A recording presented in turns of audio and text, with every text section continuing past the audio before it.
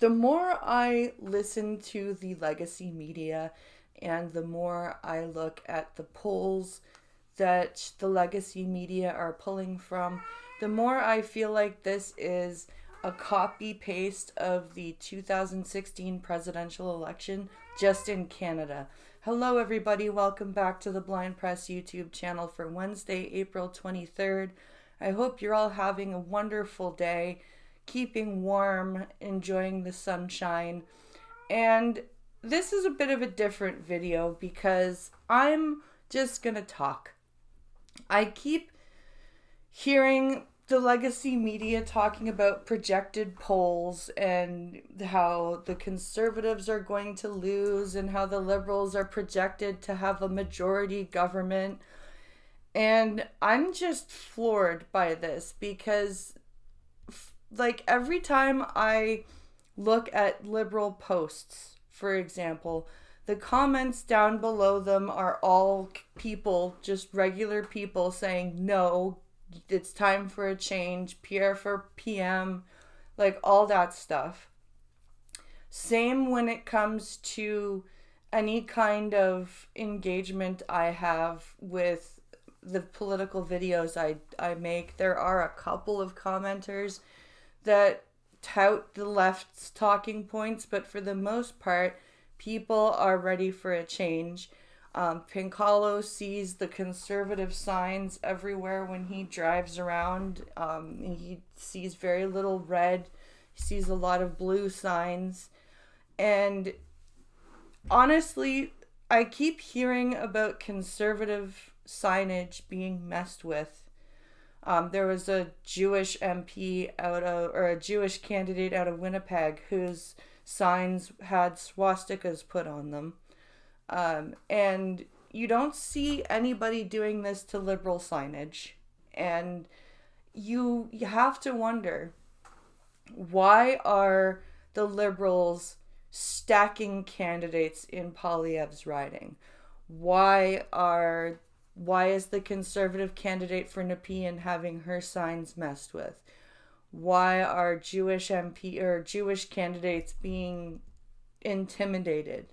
Why are the liberals doing so much work to try to stem the flow of conservative change, so to speak, if they think they're going to win? This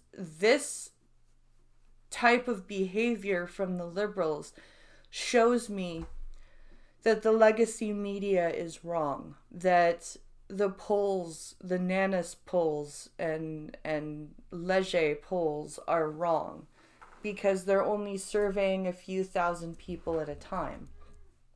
And therefore, we're not getting the full scope and full picture of just how fed up people are with what's going on.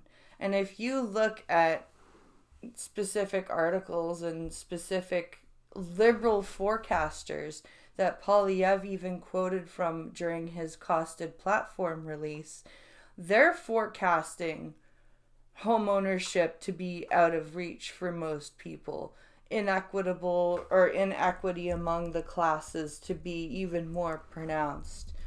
Like, it's gonna be bad if Carney wins, and most people understand that.